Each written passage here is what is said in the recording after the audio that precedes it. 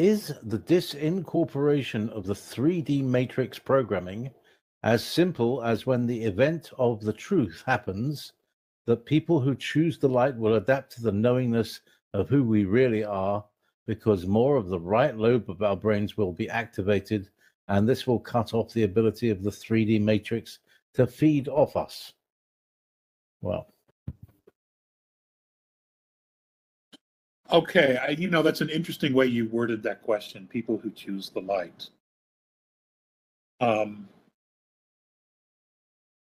I think it's a lot more than that.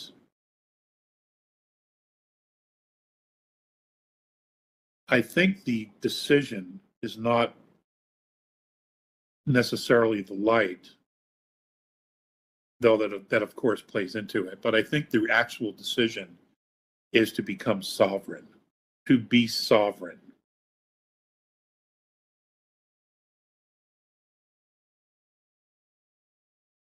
To be totally self-confident and free. To unconditionally be responsible for oneself without being coerced by some higher authority. That's the decision. That is the decision we all are going to be confronted with. Some of us already. We've already made that decision. Others haven't been confronted with that yet. They're only waking up to that concept, that idea of being completely sovereign. To no longer be a victim, to no longer blame anything on anyone else but themselves.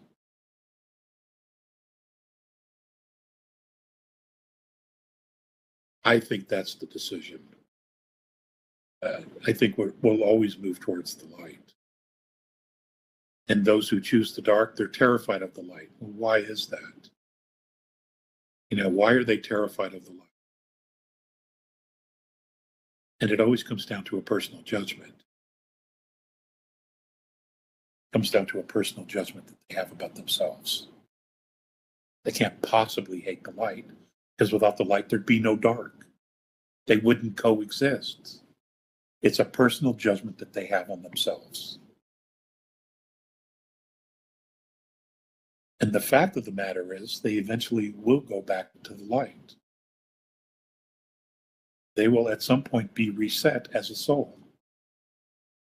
That force, that creation will say, okay, sport, I've had enough of this bullshit. Time to come home. Boop. There they are. The slate's wiped clean, and they get to start over. So.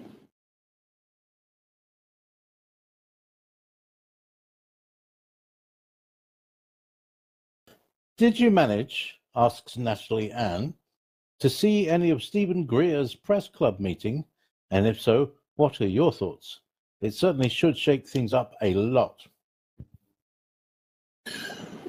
I haven't seen the latest one. I did watch one interview, which I thought was very good. I just simply haven't had the time. I thought things would have been really shook up in 99, in 2000, with the original. But I'm glad he did it. I'm thrilled that more and more information's coming out. I think, and I'm going to say this again, I think he needs to re-release all of those he had back in the late 90s, early 2000s.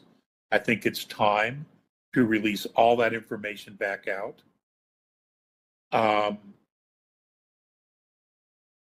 And we'll see where it goes from there. And I think Stephen's contribution to this movement is great. I think it's been wonderful.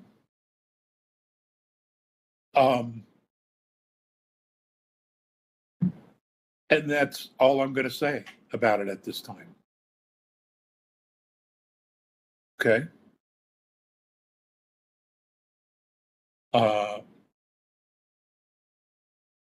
Thank you so